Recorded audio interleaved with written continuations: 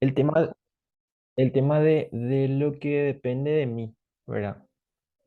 Lo que sería el momento B es sobre lo que yo puedo trabajar realmente, ¿verdad? Porque voy a hacer un paso rápido. A las consecuencias ya son también, como dijimos, las automáticas, ¿no? Hace rato cuando estábamos hablando del tema de las emociones y de la confusión esa entre emoción y sentimiento, las consecuencias emocionales o conductuales a veces ya son automáticas después de que yo procesé y pensé de una manera en este caso. No sé si puede identificar eso, Sergio. A ver, pero te escuché entrecortado. Sí, que en este caso, ¿verdad? Nosotros tenemos el acontecimiento activador, tenemos nuestro sistema de creencias, que son esa forma de pensar que le estaba explicando antes de que se corte la clase, y después tenemos las consecuencias, ¿verdad? Y las consecuencias pues menciona que son emocionales o conductuales, ¿verdad? Y es como yo respondo, es lo que yo ve, lo que se ve de mí, vamos a decir, las conductas motoras que yo emito, por así decirlo, ¿verdad? Haciendo nuestro comparativo del triple sistema de respuesta. ¿Te acordás? Entonces, aquí es lo que va acá. El hecho es de que esas consecuencias, ya una vez que yo procesé con mi forma de interpretar lo que está ocurriendo, ya automáticamente yo emito esa respuesta. Me explico, ¿entendés? Por dar Sí, profe. un ejemplo tonto, ¿verdad? Ante una agresión en la calle, ¿verdad? Yo tengo un sistema de creencia, ¿verdad? Nadie te puede tratar así. O sea, ¿por qué este me va a gritar? Yo le voy a mostrar lo que está bien, ¿verdad? Entonces, yo tengo una forma de pensar que tal vez no es ni siquiera consciente en el sentido de que no me doy cuenta que eso es lo que guía mi forma de enfrentar o afrontar la situación, ¿verdad? Pero eso guía y conductualmente luego en las consecuencias yo me muestro agresivo, soy reactivo a la respuesta que el otro me da, eh, quiero vociferar, gritar, etcétera, ¿verdad? O sea, me explico en ese sentido cómo las consecuencias, una vez que se accionó mi sistema de creencia, automáticamente salta, ¿verdad? En este modelo, hablamos de este modelo nomás, ¿verdad? Pero tiene similitud con el triple sistema de respuesta en cuanto a lo que yo puedo ver de la conducta. ¿Me explico? Sí, profe, se entiende. Entonces, exacto. Entonces, este modelo lo que dice es que para poder modificar las consecuencias, yo tengo que modificar mis ideas al respecto. Y que yo lo único que puedo modificar son mis creencias, ¿verdad? Y ahí es donde entra lo que yo les mencioné, las creencias que pueden ser racionales o irracionales. ¿En qué se diferencia eso? Por ejemplo, yo tengo creencias racionales y pueden ser positivas o negativas respecto a una situación, pero eso no me genera malestar ni incomodidad. Entonces, a eso le consideramos que, bueno, es algo funcional o que le va, o sea, no sé si resuelve el problema, tal vez pueden ser miles de cosas, pero la forma en que la persona se siente, ¿verdad? No es con malestar, o no es como una incomodidad o con una tensión o una preocupación excesiva o con ansiedad. En cambio, cuando mis formas de pensar son irracionales, no son lógicas, no tienen un sustento que realmente en la mayoría de las veces podamos decir así, entonces tiene una consecuencia que funcionalmente, conductualmente, es depresión, es de ansiedad, es de tristeza, etcétera, ¿verdad? Por ejemplo, y lo más clásico que hay tal vez, creo que en algún momento tuvimos un compañero que si tenía una nota, una compañera que si no tenía 5 pensaba que era lo peor del mundo o que no servía. No sé si alguno experimentó eso, por ejemplo. Sí, profe, se suele dar. No sé ¿Entendés? si hasta ahora, pero anteriormente se da. O ¿verdad? O qué sé yo, vamos a verle a los niños que ahora sus padres le acompañan y juegan mal un partido y el papá le da con todo, ¿verdad? O sea, como si fuese el peor del mundo, pero en partido nomás, ¿verdad? Entonces, ahí entra, ¿verdad? Si fuese el chico está generando un sistema de creencias que no van a ser racionales cuando él sea grande. Si él se equivoca, si él falla, si él no le sale algo, es como que es un completo inútil. como que es un absoluto fracasado, ¿verdad? Si él no es jugador va a ser un fracaso, o si él no logra llegar a tal o cual cosa, es un fracaso, ¿verdad? Entonces, eso conductualmente en la C tiene una respuesta: abandono, excesos, ¿verdad? Conducta de riesgo, eh, depresión, tristeza, ansiedad. ¿Me explico? Entonces, ese sistema, en este modelo, ese sistema de creencias, tiene mucho que ver con los pensamientos. Por eso hablábamos hace rato de eso. Entonces, en el caso del chico, él es su propia B, él está generando, está entendiendo un sistema de creencias. Y el acontecimiento activador es la competencia, la derrota, el fracaso, ¿verdad? De haber, qué sé yo, hecho un puntaje 4 de 5, ¿verdad? Que no es un fracaso si te pones a pensar racionalmente. ¿Me explico? Entonces, y en ese caso su papá es el activador, ¿verdad? Y es también, ahí es muy llamativo cómo se van relacionando teorías que nosotros estuvimos dando, por ejemplo, los reforzadores, ¿verdad? Cómo yo refuerzo, cómo yo castigo conductas. Después también los modelos que yo tengo, que me enseñan lo que está bien o mal, sin que yo ni siquiera tenga que pasar por la experiencia. Yo veo eso, ¿verdad? Yo soy un chico que no soy este jugador específico y yo estoy viendo las consecuencias del fallar, ¿verdad? Y es un modelo que está presente, que es significativo porque es donde yo todo el día entreno. Entonces ya empiezo a entender que si yo fallo, yo soy también un inútil. Y es como, por decirlo de mala manera, se contagia, ¿verdad? Entonces es una gran responsabilidad de las personas que están a cargo de los más chicos o de que están formando ese tipo de manejo, de entendimiento. Y ni qué decir de los padres, ¿verdad?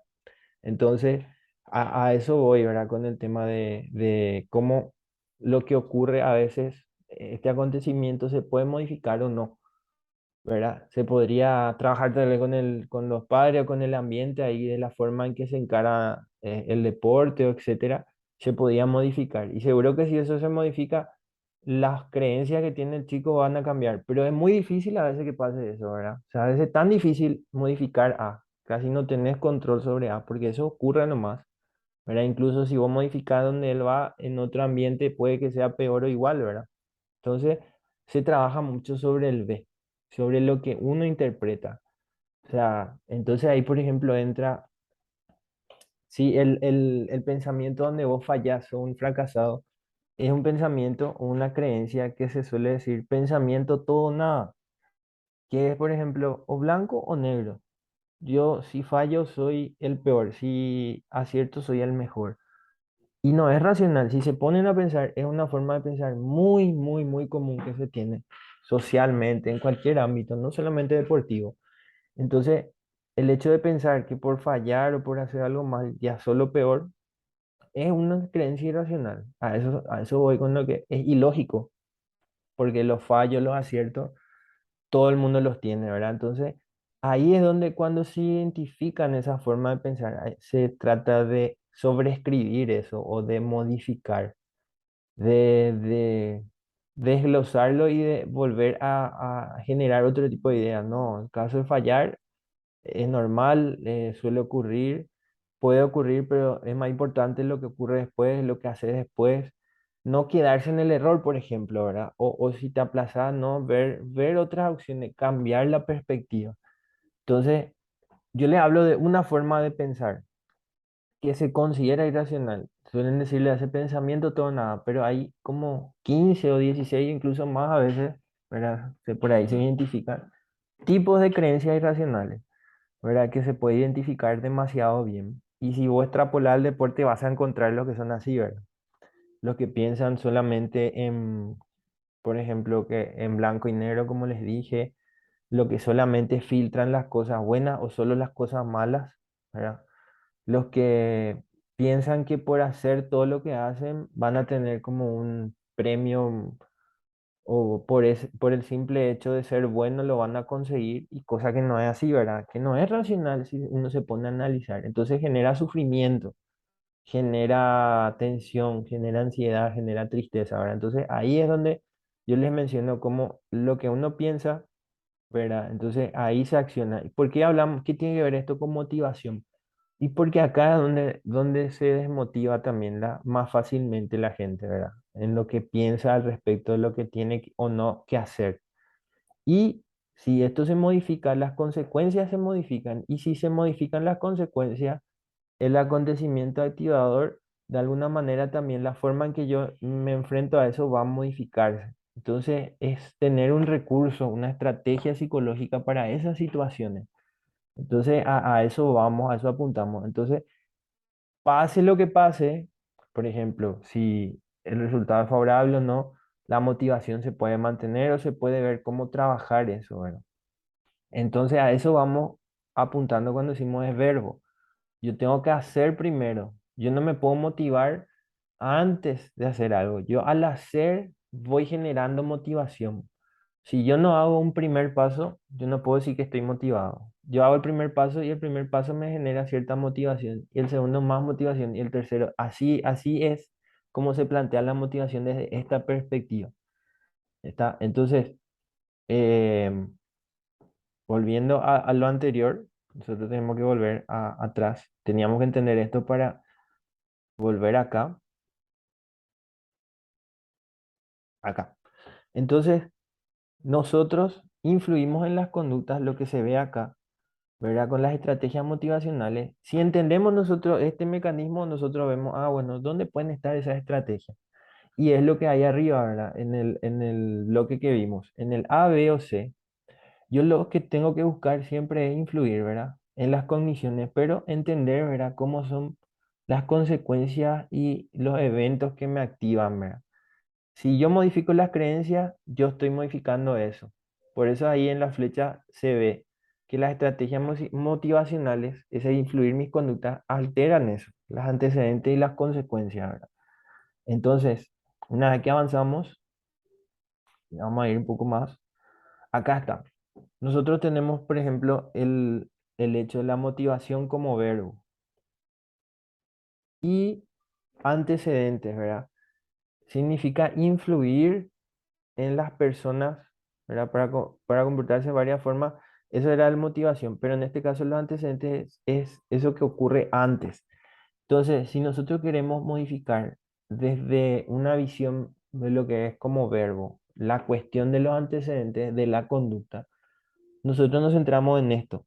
O sea, ustedes se fijan, estas son las cosas que podemos trabajar o los estímulos que podemos implementar para ir trabajando la motivación. Y algunos son muy conocidos, o sea, son eh, hasta diría, parecen de sentido común, ¿verdad? Entender o verlo de una manera así.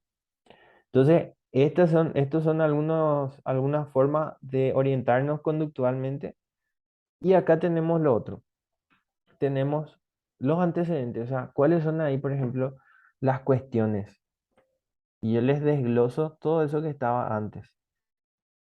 Si hablamos acá tenemos metas, modelos deportivos, imaginación, estímulos visuales, registros de procesos, competiciones, entrenamiento, que con una especie de especificación, ¿verdad?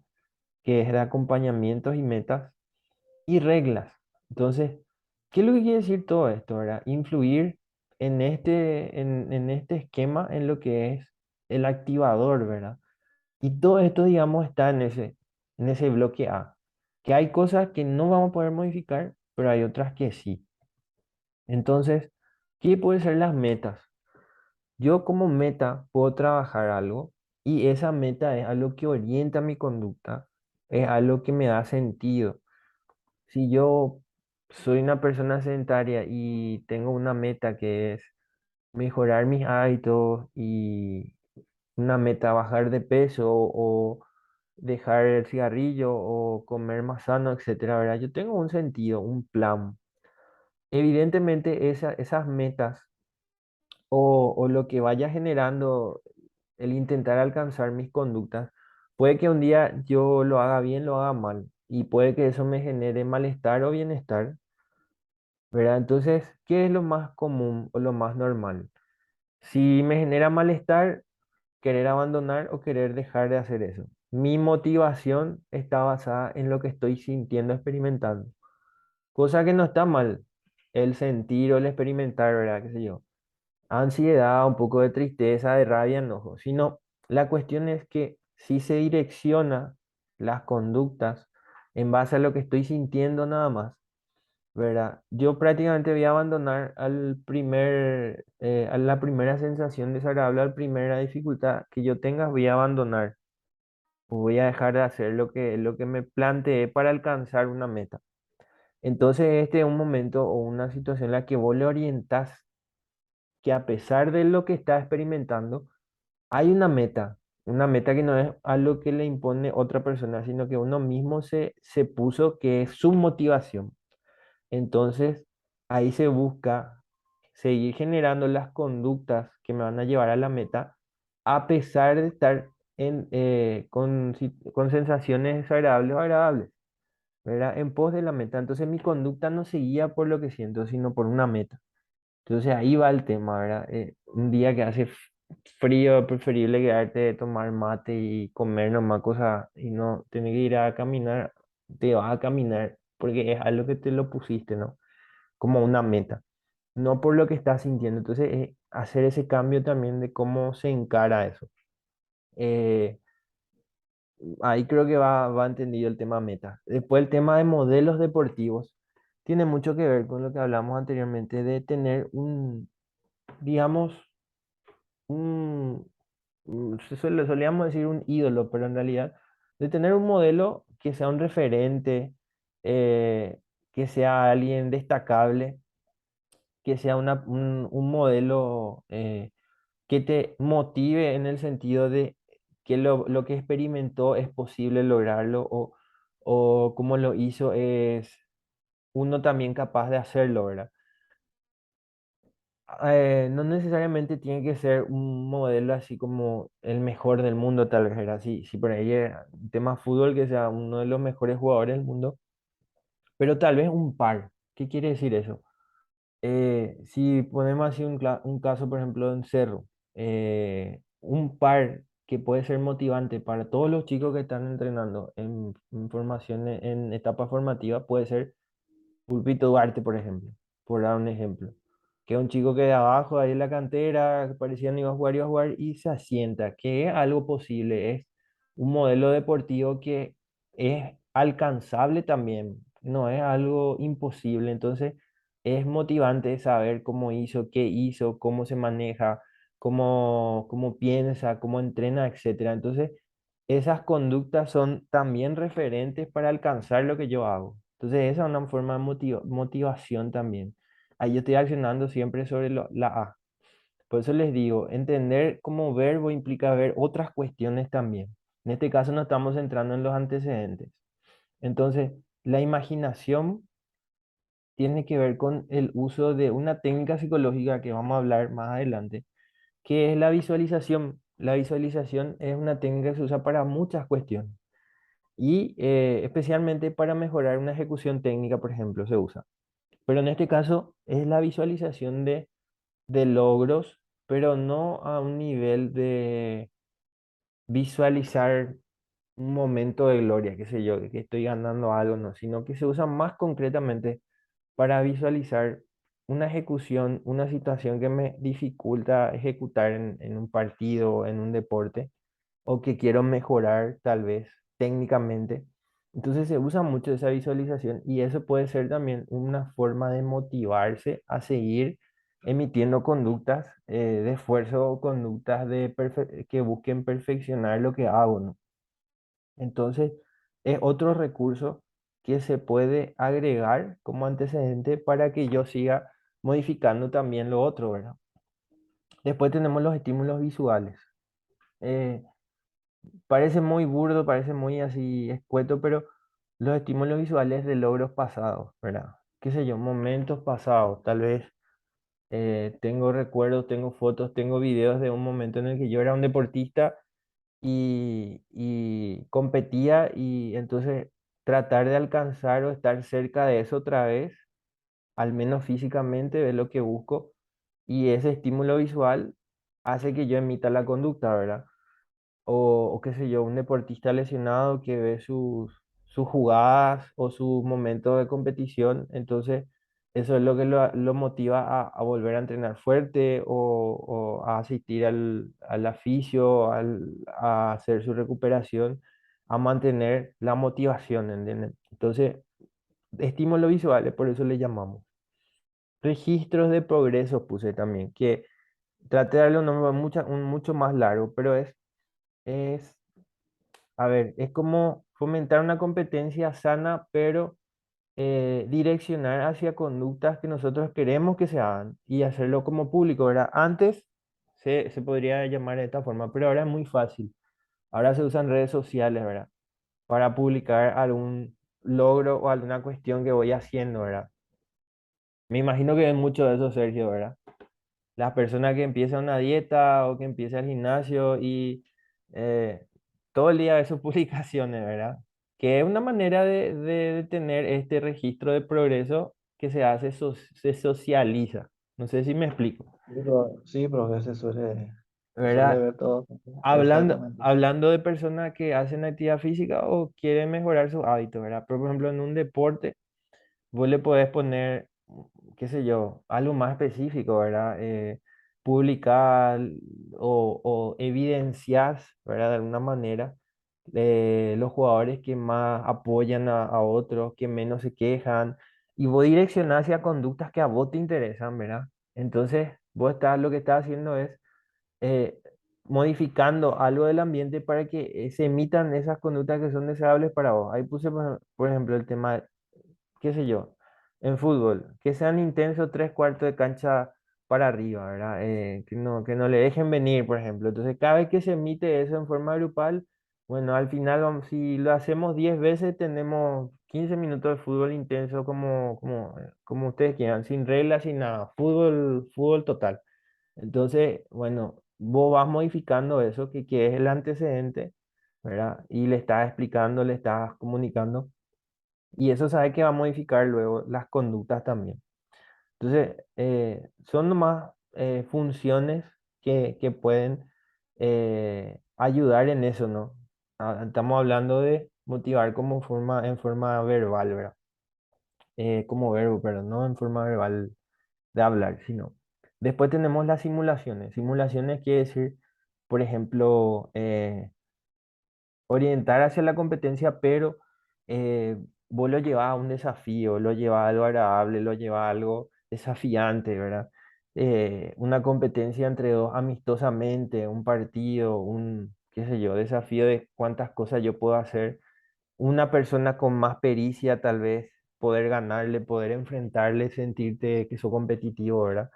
Entonces, esas cuestiones motivan también al entrenamiento, motivan a una práctica intensa, motivan a hacer algo, ¿verdad? Y ahí viene algo que va también más o menos en forma cercana relacionada con el hecho de que cuando vos entrenás con alguien o tenés un compañero, una compañera que tiene metas similares a vos, que te acompaña en un proceso, es más fácil salir a caminar con alguien que salir a caminar solo a veces, ¿verdad?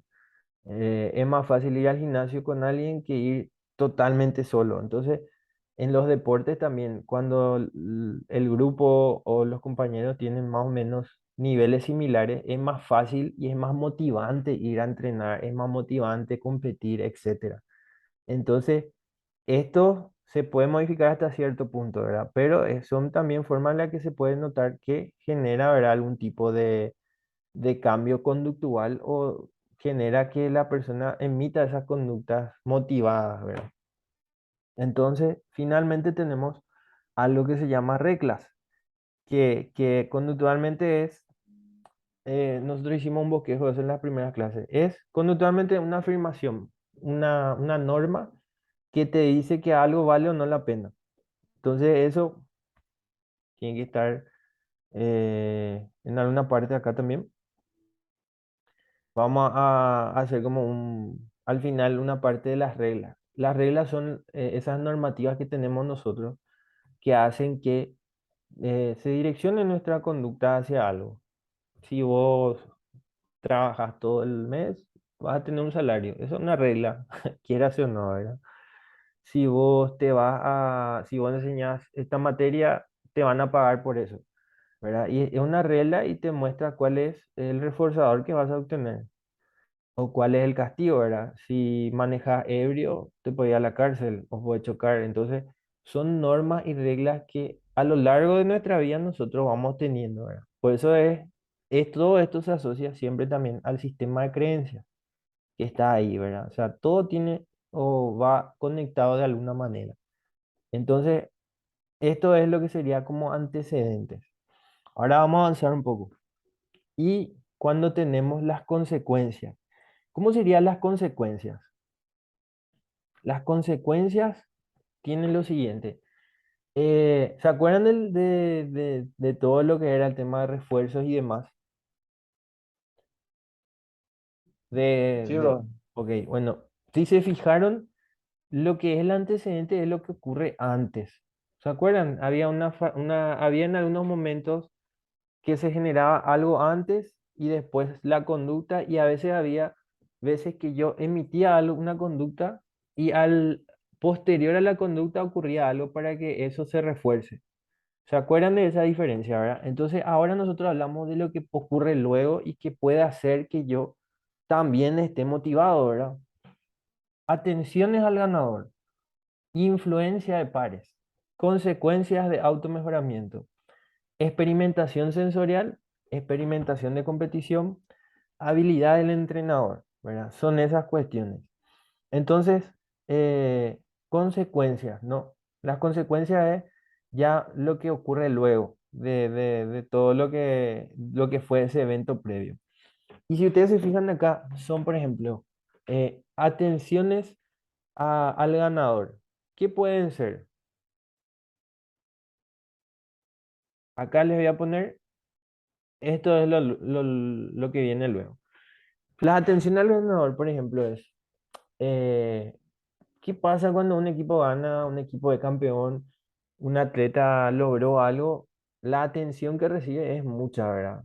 Y esa atención también implica a veces como un logro, tener un estatus, tener un premio, una medalla, tener un recordatorio, tener una posición, ¿no? Entonces esas atenciones son motivantes para muchos deportistas. Acá, por ejemplo, pueden ir identificando lo de intrínseco, que eran las motivaciones que dicen que son internas, que pueden venir de tus propios pensamientos, o las extrínsecas, que son cosas que yo tengo desde afuera, ¿verdad? En este caso es más desde afuera, es porque si vos ganás, tenés todo eso. Y si nunca ganas o no ganas, no lo tenés, ¿verdad? Entonces, lo que refuerza es que vos ganes. Puede que un día no ganes y ahí hay un problema también, ¿verdad? Entonces, para entender esa parte. También en los chicos, ¿verdad? Como uno le va direccionando a que el reforzador o la motivación venga por el hecho de ganar, ganar, ganar. Cosa que no está mal, pero tiene ciertas consecuencias también, ¿verdad? Porque no siempre se gana y en el deporte se pierde más de lo que se gana. Y bueno, pasando al siguiente, la influencia de pares y otros, la agregamos. ¿Por qué? Porque a veces la motivación viene de integrar o estar en un grupo donde son similares, o donde vos tenés cierto estatus o qué sé yo, perteneces a ese mundo, a ese grupo. Y entonces la aprobación, los elogios, las atenciones vienen por ese hecho. ¿Verdad? Si vos sos un chico de 16 años y perteneces a un club de fútbol, ¿verdad? La influencia de tus pares, o sea, es como que genera algo, ¿no? Es motivante. Yo estoy en un club, pertenezco a esto. Por dar un ejemplo tonto. Pero, por ejemplo, para otras cuestiones de integrar cierto tipo, imagínense también acá que funciona así, pero es también riesgoso en el sentido de que para emitir conductas que son de riesgo también es fácil que vos busques la aprobación de tus pares o la atención de tus pares. Tus pares son gente de tu misma edad, de tu misma característica. Emitir una conducta como por ejemplo tener que te inviten a fumar o a tomar de muy joven, por ejemplo, porque todos lo hacen, entonces uno lo hace. O conducta, por eso le digo conductas de riesgo como conductas que pueden ser sanas, ¿verdad? eh, es fácil que esa influencia de pares me motive a hacer eso y a seguir haciéndolo, ¿verdad? cosa que no siempre está bien, aclaro eso. Luego tenemos el automejoramiento, que es el ir mejorando en mis habilidades. Se relaciona mucho con lo intrínseco, ¿verdad? Va mejorando en tu habilidad, en tu capacidad. Un día alzaste 10, otro 15, un día corriste un kilómetro, después ya corres una maratón, ¿verdad? Y todo una mejora continua y eso es motivante, esa experimentación de mejorar. Después tenemos lo que es una experimentación sensorial que tiene que ver con los sentidos.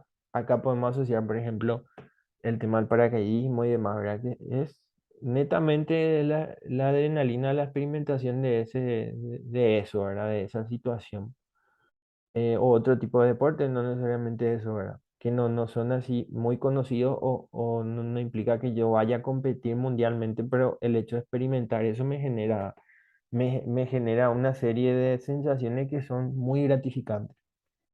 Luego tenemos el tema de la experimentación de la competición, o sea, el ganar que de por sí luego ya está asociado con muchos reforzadores o con muchas cuestiones que son agradables, ¿verdad? Entonces, el hecho de sentir que estás compitiendo o estar competitivo hace que vos disfrutes. Eh, no mucha gente puede competir, no mucha gente puede estar a un nivel competitivo, entonces el hecho de estar ahí es motivante ya de por sí, ¿verdad? Y eso hace que yo entrene más, que yo procure estar, que yo procure volver, ¿verdad? Y después tenemos la habilidad del entrenador. ¿Por qué puse la habilidad del entrenador? Porque un entrenador que entiende nociones, ¿verdad? De cómo motivar o de qué puede motivar o no. O entiende también las consecuencias que puede tener ciertas conductas en sus entrenados, por así decirlo. Eh, ese tipo de entrenador o entrenadora hace que se mantenga o que se siga asistiendo, por ejemplo. Que las conductas de entrenamiento, de asistencia, de ganas de ir, se mantengan, ¿verdad? En cambio, si no hay esa pericia, puede ocurrir lo contrario, que sea el abandono o el dejarse de lado o el no sentirse parte de lo que está ocurriendo, ¿verdad? O sea, hay casos, por ejemplo, de chicos que, qué sé yo, de la timidez no iban a hacer ningún deporte, pero probaron un deporte que ni siquiera les interesaba o conocían y por la influencia de los entrenadores o del gusto mismo del deporte, ya después se hacen habitués o profesionales o personas que van a hacer toda su vida ese deporte. Entonces, por eso le incluí la habilidad del entrenador.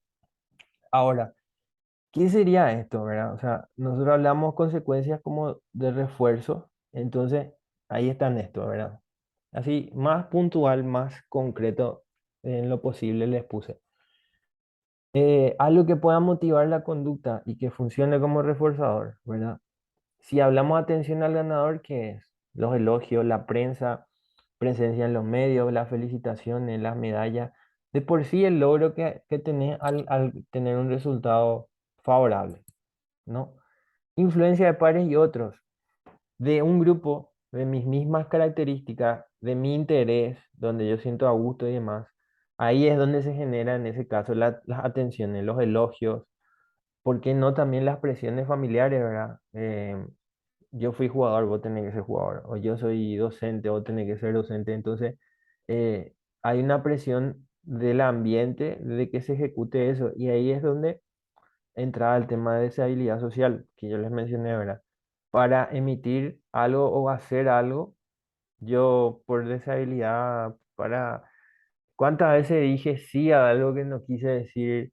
De sí porque estoy en un grupo y no quiero ser el Contreras, ¿verdad? O no quiero ser yo el que deje de hacer. Entonces, por deseabilidad social, por aceptación social sería, porque eso me hace formar parte o tener la atención o la buena onda de ese grupo, yo lo hago, ¿entiendes? A eso va cuando es deseabilidad social. Y hay personas que por estar en un grupo o integrar un grupo, por ejemplo, los adultos mayores que hacen actividad física o un deporte, que por el simple hecho de pertenecer a ese grupo es un motivante para que asistan y se vayan siempre, ¿verdad? Entonces a eso iba. Después tenemos el automejoramiento. Un ejemplo en la natación, que nada más rápido este mes, el anterior mes no podías completar 100 metros, ahora ya hiciste 500 y, nada, y sentís que nada más rápido. Sentís que tocas el agua, se dice, ¿verdad? O levantás cada vez más peso, te vas al gimnasio, empezaste, no podías hacer ni una flexión ni alzar y ahora sí que ya estás más ágil, mejor, ¿verdad? A eso vamos con la consecuencia de auto mejoramiento que funciona como un reforzador de la conducta que yo tengo, ¿verdad? Que ir al gimnasio o entrenar o dominar una nueva técnica. Esos son los ejemplos de automejoramiento. Experimentación sensorial. Les puse a un ciclista, ¿verdad? Que la sensación de velocidad y movimiento que se siente pedaleando rápido, sentir esas sensaciones al hacer ese esfuerzo son gratificantes, ¿verdad? Y son, no sé, placenteras por llamarlo. Y después también tenés caso de una saltadora, ¿verdad? La sensación de vuelo al lanzarse. Una saltadora de las que hacen piruetas para entrar al agua. Entonces, todo eso genera, es gratificante experimentar eso. Ahí no hablamos de resultados ni de la competencia, sino de la sensación de ejecutar esas cuestiones. Puede incluso entrar acá el tema del baile también, ¿verdad? Después tenemos un ejemplo de un deportista amante de competir, que puse un basquetbolista. Experimentación de la competición sería, ¿no? Entonces, pueden ver ustedes el deportista que le encanta el desafío de ganar a otro o de superar en jugadas, etcétera. Recuperar balones, bloquear, forcejear y sentirse fuerte, ganarle, etcétera. Entonces, esa sensación de competencia es de por sí motivante, ¿no? Y después la habilidad del entrenador, ¿verdad? Fue ya lo que les mencioné. Usar y distinguir estos reforzadores, los efectos de la conducta, entender cuándo reforzar, cuándo no, cómo castigar, etcétera. Eso también genera motivación o conductas, por así decirlo, que podemos entender como que estás motivado. Entonces, si yo entiendo esto, este bloque, yo lo que hago es saber cómo puedo yo, antes de que se termine nuestro tiempo, ¿cómo yo puedo, esta es una pregunta que le iba a hacer, pero ya avanzar un poquito, ¿cómo puedo yo afectar a mi medio ambiente, ¿verdad? Si yo sé utilizar esto, entiendo, yo puedo llegar a esto que está acá. Tengo reforzadores que son naturales, ¿verdad? Y a eso usualmente se le dice intrínsecos, que se dan naturalmente donde yo intervengo. Y le puse un ejemplo así muy básico. Le puse, por ejemplo, el tema de los niños, ¿verdad? Que empiezan a interactuar. Yo creo que después de esto podemos conectarnos, pero así para terminar nomás este bloque y así cerramos lo de la clase. Yo no creo que dure más de 10 minutos la explicación que falta y podemos hacer eso, si les parece. Hacemos una reunión más, terminamos este bloque que es prácticamente esto, que queda acá. Son 4 diapositivas más y con eso cerramos la clase. ¿Les parece? Dale, profe. Nos conectamos otra vez, son 10 minutos máximo. Dale, dale. Dale, les espero. Ahora mismo se cierra y genero otra vez la clase.